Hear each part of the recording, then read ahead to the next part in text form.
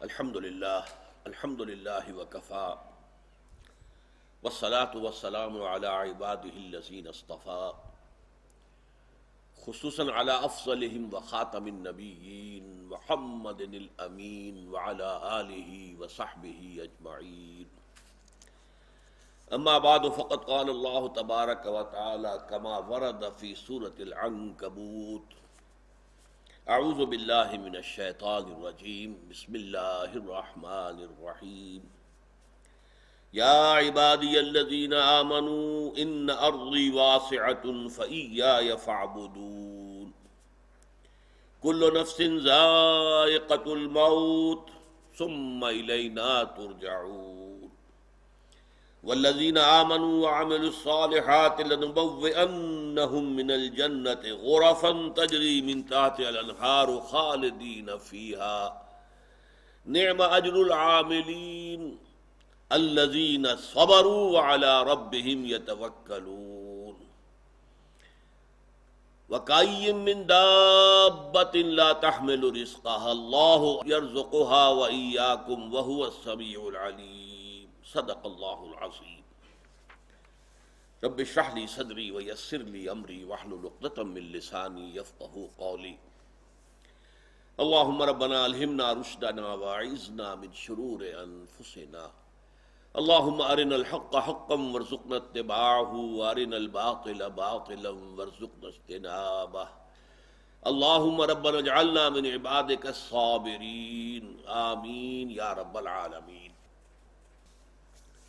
کیونکہ ہمارے اس درس کے تسلسل میں خاصا لمبا وقفہ آ گیا ہے، لہذا ذہن میں تازہ کر لیجئے چند باتیں. نمبر ایک یہ کہ ان مجالس میں مطالعہ قرآن حکیم کا ایک منتخب نصاب سلسلے وار زیر درس ہے.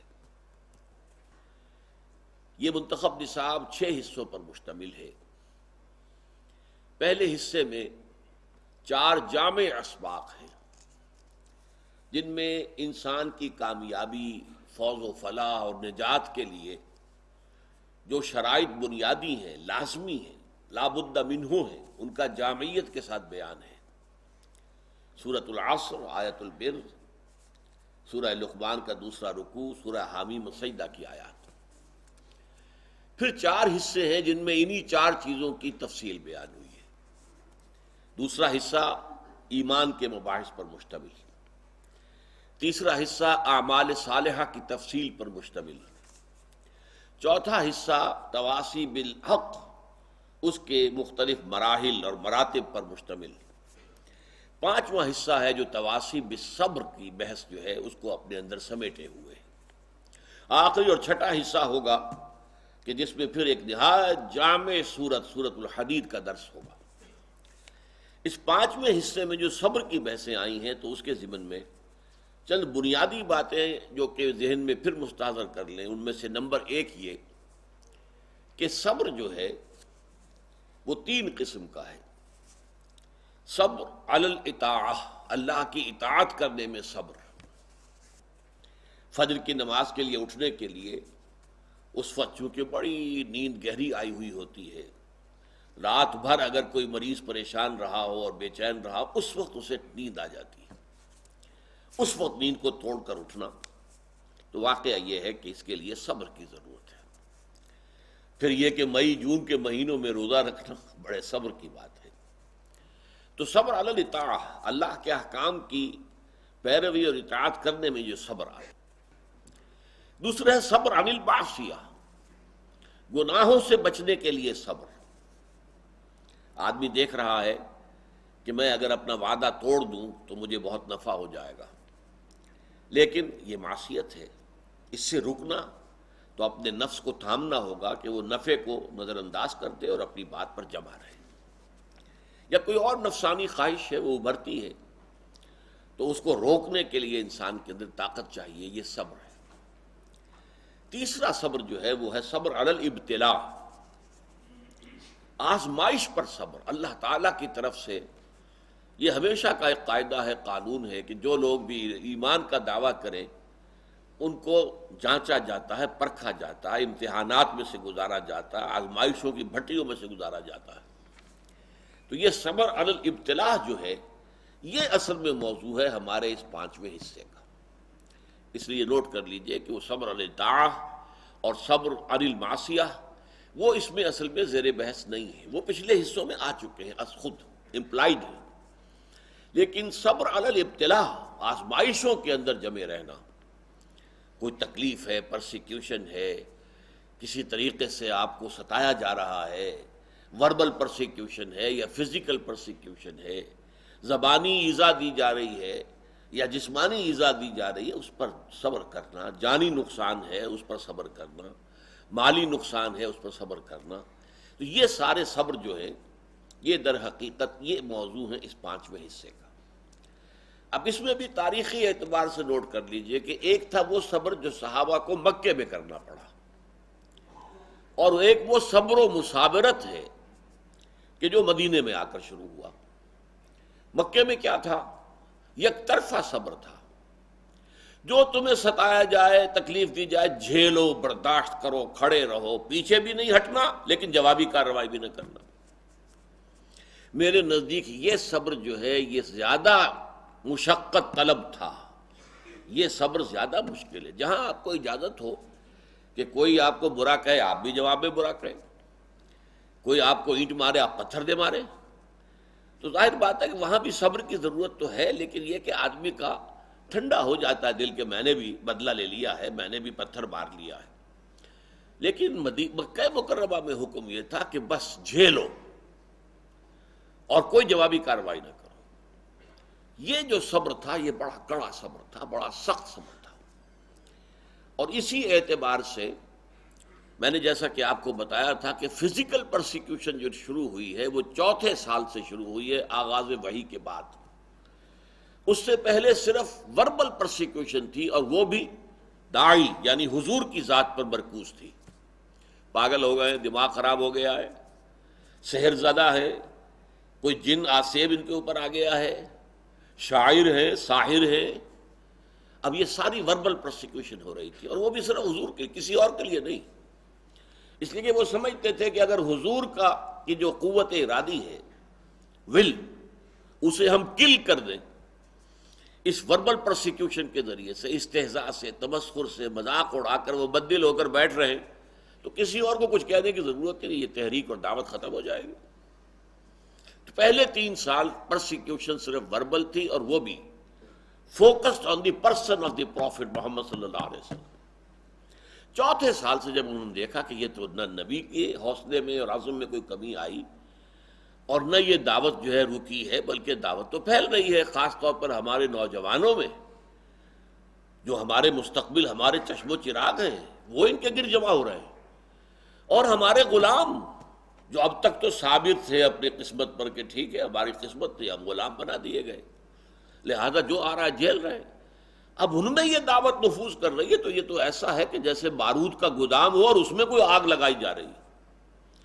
تب انہوں نے پھر فزیکل پرسیکیوشن کا آغاز، انہیں مارو، انہیں پیٹو، انہیں بھوکا رکھو، انہیں لوہے کی زنجیروں میں باندھ کر گھروں میں ڈال دو، فاقے دو انہیں، اور ان کو شدید ترین ایذائیں دو. یہ دور جب شروع ہوا ہے تو جیسا کہ میں نے عرض کیا اس میں بڑے صبر کی آزمائش ہوئی. اور اس موضوع پر قرآن حکیم کا ضرب سلام سورہ عنکبوت ہے. سورہ عنکبوت کا پہلا رکوع آیات 13 ہیں، اگرچہ اس میں ایک آیت جو ہے تو الف لام میم حروف مقطعات کی ہے، باقی 12 آیات قرآن مجید میں صبر علی الابتلاء کا جامع ترین مقام ہے، جامع ترین مقام. اس پر ہم نے پوری تفصیل سے گفتگو کی. اس کے بعد کے جو 6 رکوع ہیں ان کو 2 حصوں میں تقسیم کیا جا سکتا ہے. پہلے 3 حصوں میں گفتگو یہ ہے کہ زیادہ تر مشرکین سے ہو رہی ہے. ظاہر بات ہے کہ مکی صورتوں میں وہ مضمون تو جاری رہے گا، اور اس میں یہ ہے کہ پچھلے انبیاء کی کہانیاں جو ہیں، ان کے داستانیں، ان کے حالات و واقعات بیان کیے جا رہے ہیں، تاکہ ایک طرف انہیں یقین آ جائے کہ ان کا انجام بھی وہی ہوگا، اور ایک طرف اہل ایمان کے دل کو تسلی ہو کہ بالآخر فتح جو ہے اہل ایمان کی ہوگی. تو یہ 3 رکوع ان دونوں پر مشتمل ہے، اگرچہ اس میں 2 باتیں بڑی بنیادی صبر کے ضمن میں بہت ہی بنیادی اہمیت کی آئی ہیں، وہ میں نے نوٹ کی کروائی تھی آپ کو.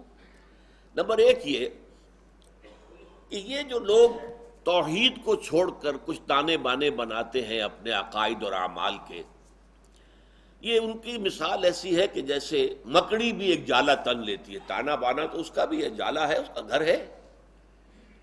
تو ان کی مثال ہے کہ مثل العنکبوت اتخذت بیتا، وہ بھی ایک گھر بناتی ہے. وَإِنَّ أَوْهَنَ الْبُيُوتِ لَبَيْتُ الْعَنكَبُوتِ، حالانکہ معلوم ہے کہ تمام گھروں میں سب سے زیادہ کمزور گھر جو ہے وہ مکڑی کا گھر ہے. تو ان کے یہ تانے بانے بے بنیاد ہیں، غیر معقول ہیں، نہ فطرت میں بنیاد ہے نہ عقل میں بنیاد ہے. ذرا سی آپ اس کا تجزیہ کریں گے تو معلوم ہو جائے گا کہ بے بنیاد ہے، بے اصل ہے، ان کی کوئی حیثیت ہی نہیں. اور دوسری مثال بہترین دی تھی، اور وہ یہ کہ حق کے منکشف ہونے کے باوجود جو لوگ باطل پر اڑے رہتے ہیں، ان میں ایک بڑی تعداد ایسے لوگوں کی ہوتی ہے جو صرف اپنے تعلقات کی بنا پر وہیں پہ جمے رہتے ہیں. کیا کریں، اگر ہم بدل لیں گے بات تو ٹھیک ہے، لیکن ہم نئی بات قبول کریں گے تو اپنے خاندان والوں سے کٹ جائیں گے، اپنے رشتہ داروں سے کٹ جائیں گے. کوئی جماعت ہے اس میں ہم شریک ہیں، لیکن اتنے سال ہو گئے، ہمیں 50 برس ہو گئے، ہماری رشتہ داریاں اسی جماعت میں ہو گئی ہیں، ہمارے کاروباری اتحاد وہی ہے. اب اس جماعت کو چھوڑ کر ہم کیسے جو ہے پنپے کے کیسے؟ تو اس لیے کہا گیا ہے کہ ان کی مثال کیا ہے، کہ ان کا معاملہ یہ ہے کہ مودۃ بینکم فی الحیات الدنیا، تم باطل پر اڑے ہوئے ہو صرف اپنی دنیاوی جو زندگی ہے اس کے محبتوں اور تعلقات کی وجہ سے. یہ نہیں ہے کہ تم اس پر مطمئن ہو، کنونسڈ ہو، حقیقت تم پر منکشف ہو چکی ہے کہ یہ بات صحیح نہیں ہے، ہم غلط راستے پر جا رہے ہیں. لیکن مودۃ بینکم فی الحیات الدنیا، یہ چیز ہے جو تمہیں روکے ہوئی ہے، آپ اس کو چھوڑ نہیں سکتے.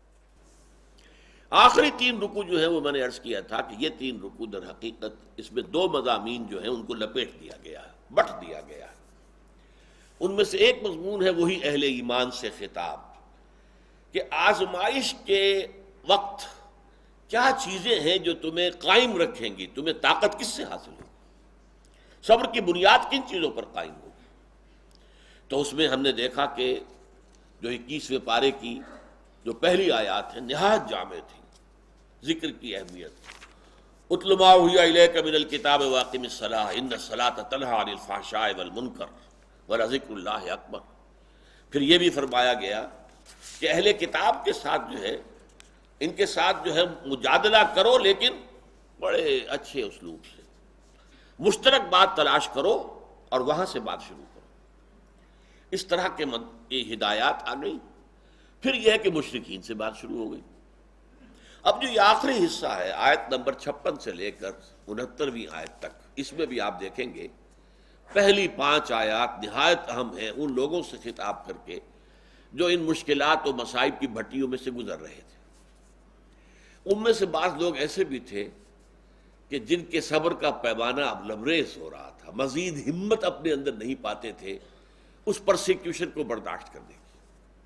ان کے لیے ایک راستہ کھول دیا گیا، اجازت دے دی گئی ہجرت کی. اگر تم ہمارے دین پر قائم نہیں رہ سکتے، اس جگہ پر اتنی سختی ہے، اتنا تشدد ہے، تو ٹھیک ہے تم ہجرت کر جاؤ، میری زمین بڑی وسیع ہے، بڑی کشادہ ہے، زمین سے نہ بندھے رہو. پروفیسر مرزا محمد منور صاحب ایک لفظ استعمال کیا کرتے تھے، میں اس کو انہی کے حوالے سے استعمال کر رہا ہوں. Islamic culture is not earth bound.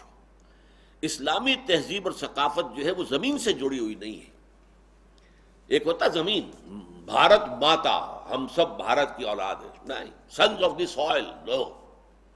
ہمارا تعلق نظریات سے ہے، اللہ سے ہے، ایمان سے ہے. اس بنا پر ہماری ایک جمعیت ہے. ان کی جمعیت کا ہے ملک و نسب پر اعتبار، اور قوت دین سے ہے مستحکم جمعیت تیری. تو اس اعتبار سے مسلمان جو ہے وہ ارتھ باؤنڈ نہیں ہے. اگر ایک جگہ پر رہتے ہوئے تم دین پر نہیں چل سکتے، چھوڑو اس جگہ کو، دفع کر دو اسے، اور چلے کہیں اور چلے جاؤ. لیکن ساتھ ہی کچھ اور باتیں بھی کہہ دی گئیں. تو یہ در حقیقت اور یہ موقع کیا تھا؟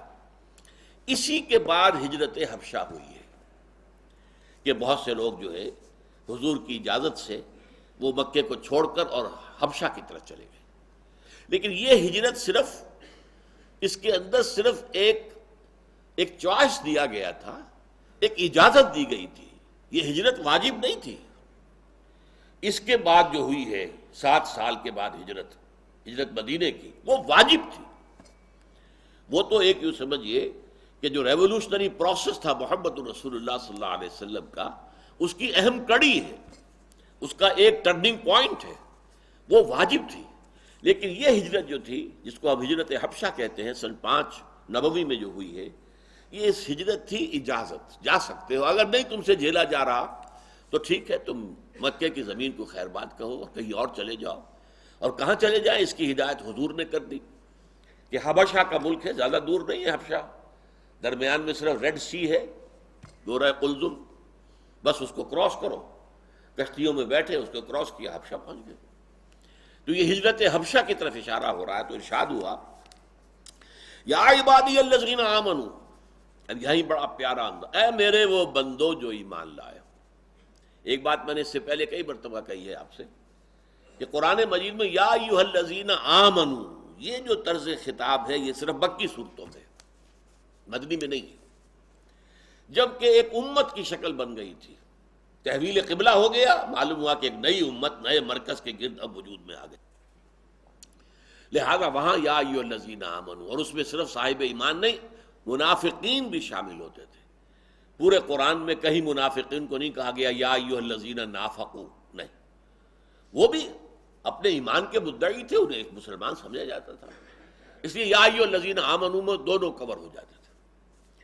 قرآن مجید میں مکی صورتوں میں یا ایھا الذین آمنوا کا لفظ صرف ایک صورت میں آیا ہے، اور وہ صورت ہے کہ جس کے بارے میں اختلاف ہے کہ وہ مکی ہے یا مدنی ہے، وہ سورہ حج ہے۔ اس کے بارے میں یہ رائے بھی ہے کہ وہ مکی ہے اور یہ رائے بھی ہے کہ مدنی ہے، اور اس کی بعض آیات جو ہیں جن سے محسوس ہوتا ہے کہ وہ مدنی ہے، وہ اصل میں میرے نزدیک برزخی آیات ہیں، نہ مکی نہ مدنی، یعنی حضور کے سفر ہجرت کے دوران نازل ہوئی ہے۔ مکہ آپ چھوڑ چکے، مدینہ ابھی پہنچے نہیں، دوران اس سفر جو آیات نازل ہوئی اس کو میں برزخی کہہ رہا ہوں، جو دنیا اور آخرت کی زندگی کے درمیان ایک مرحلہ ہے برزخی، ایسے ہی یہ مکی اور مدنی کے درمیان ہے۔ پر اس کے علاوہ پوری مکی صورتوں کے اندر، ویسے وہ صورت بحیثیت مجموعی میرے نزدیک مکی ہے، لیکن اس کی وہ آیات جن کی بنا پر لوگوں نے یہ گمان کیا کہ مدنی ہے، وہ میرے نزدیک برزخی ہیں، یعنی مکی اور مدنی کے درمیان کی۔ باقی اگر مکی صورت میں خطاب ہوتا ہے تو یا عبادی الذین آمنوا، یا عبادی الذین اسرفوا، اور یہ بڑا ہی محبت آمیز، اے میرے وہ بندو جو ایمان لائے۔ اب اس سے زیادہ التفات اور عنایت اور توجہ، اپنائیت جسے کہ اے میرے وہ بندو، اسی کی ایک مثال آپ کو ملتی ہے سورہ زمر میں، قل یا عبادی الذین اسرفوا علی انفسہم لا تقنطوا من رحمت اللہ، اے نبی ان سے کہہ دیجئے اے میرے وہ بندو جنہوں نے اپنے اوپر ظلم کیا ہے، کوئی گناہ کمائے ہیں، کوئی معصیت کا ارتکاب کیا ہے، تو جان لو کہ تمہارا رب جو ہے وہ رحیم ہے، تواب ہے، وہ تو تمام گناہ معاف کر دے گا۔ لا تقنطوا، مایوس نہ ہو جانا اس کی رحمت سے، یا عبادی الذین اسرفوا لا تقنطوا من رحمت اللہ انہ یغفر الذنوب جمیعا، سارے گناہ۔ حدیث میں آتا ہے کہ کوہ احد جتنے گناہ بھی ہوں تو میں معاف کر دوں گا آنے واحد میں، توبہ کرو خلوص کے ساتھ، آنے واحد میں سب نسیم منسیہ ہو جائیں گے جیسے کہ ان کا وجود تھا ہی نہیں۔ وہی انداز ہے یا عبادی الذین آمنوا ان ارضی واسعۃ، دیکھو ہماری زمین بہت کشادہ ہے، صرف مکہ ہی تو نہیں ہے رہنے کی جگہ، ارضی واسعۃ۔ ہاں عرب کے اندر جو ہے سارے علاقے وہ قریش کے تابع تھے، لہذا قریش کے مقابلے میں پناہ دینے والا کوئی قبیلہ نہیں تھا، لہذا عرب کی سرزمین تو اپنی وسعت کے باوجود تنگ ہو چکی تھی۔ البتہ عرب سے باہر پوری دنیا پڑی ہے، جاؤ، لیکن ڈٹے رہو، ایمان سے پیچھے نہ ہٹنا۔ ان ارضی واسعۃ فإیایا فاعبدون، بس میری ہی بندگی کرو، یہاں نہیں کر سکتے تو وہاں جا کر کرو۔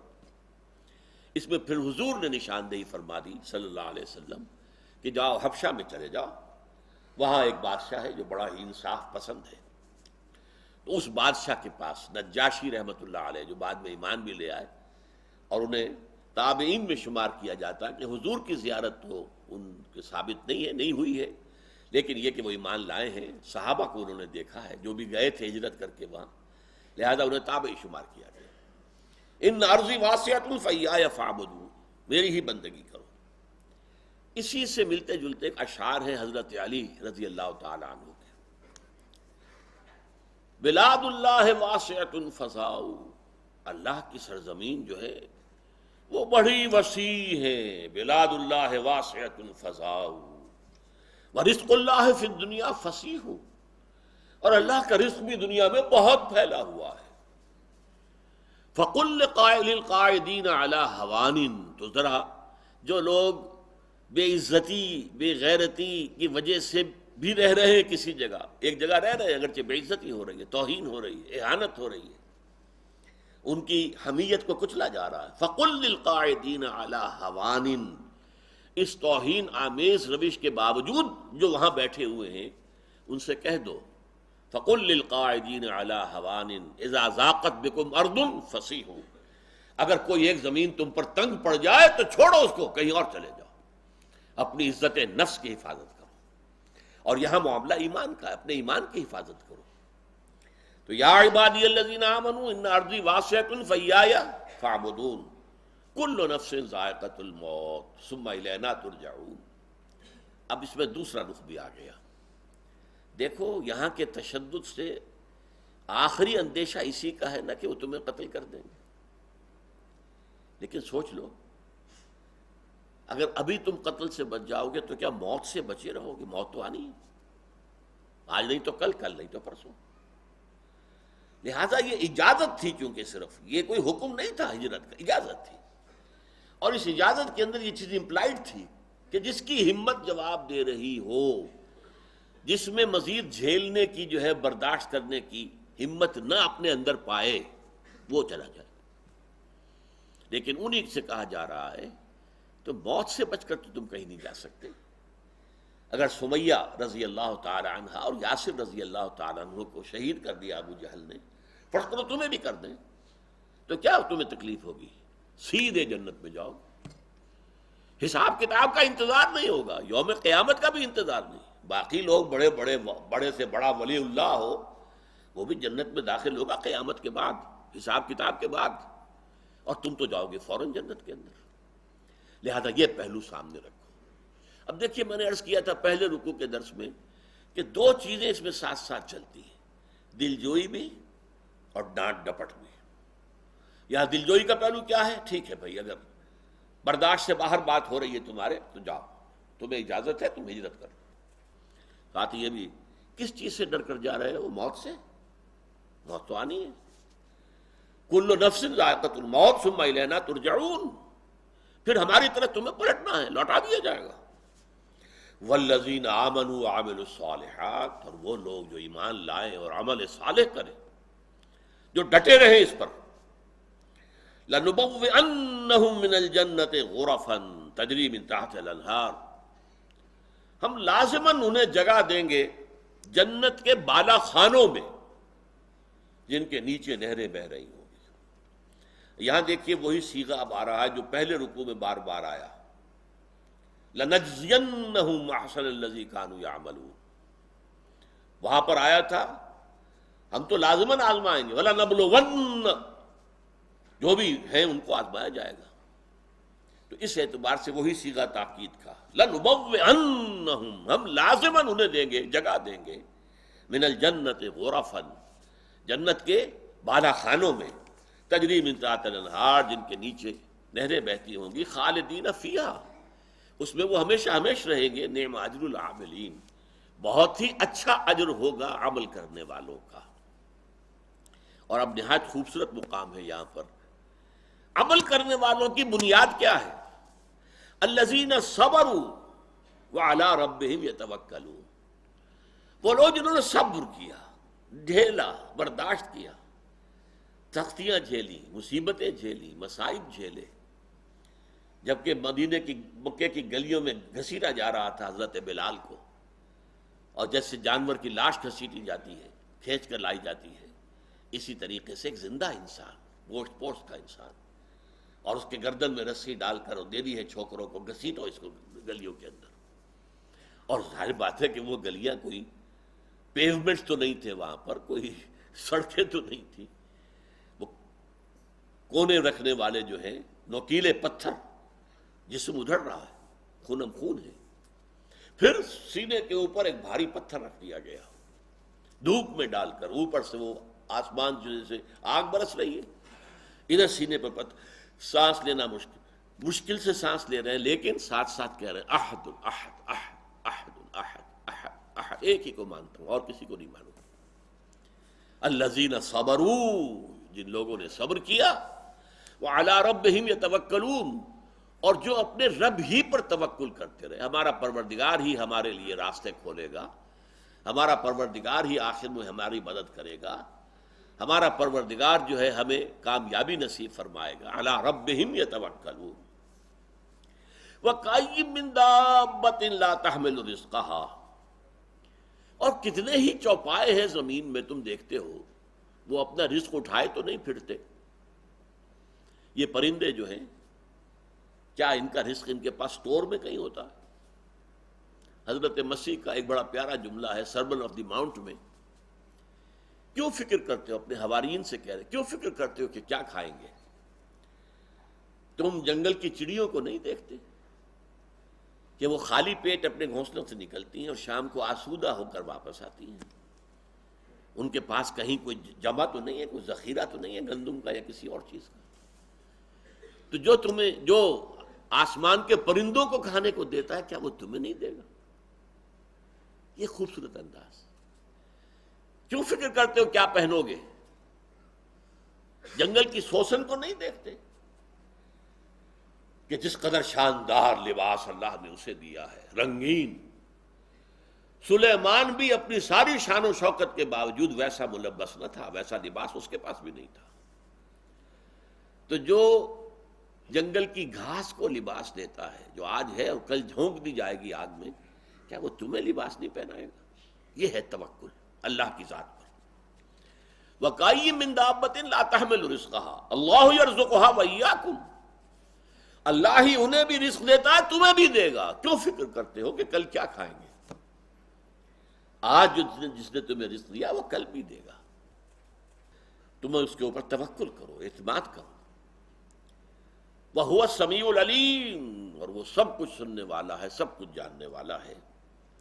یہ 5 آیات بھی یوں سمجھیے کہ اس صبر کے موضوع پر، جو صبر کے اس وقت مکی دور میں تھا، یک طرفہ صبر، ایک ہے 2 طرفہ صبر، وہ آئے گا مدنی صورتوں میں جب ہم پڑھیں گے، سورہ بقرہ، سورہ آل عمران. لیکن یہ ہے یک طرفہ صبر، جو آئے جھیلو، برداشت کرو، لیکن کوئی جوابی کارروائی نہیں کرنی. اس صبر کے لیے جو ہدایات دی گئیں سورہ عنکبوت کے آخری 3 رکوع جو ہے انہی پر مشتمل ہے، اور ان میں سے یہ 5 آیات جو ابھی ہم نے پڑھی ہیں نہایت اہم ہے، نہایت جامع ہے. بارک اللہ لی ولکم فی القرآن العظیم ونفعنی وإیاکم بالآیات والذکر الحکیم.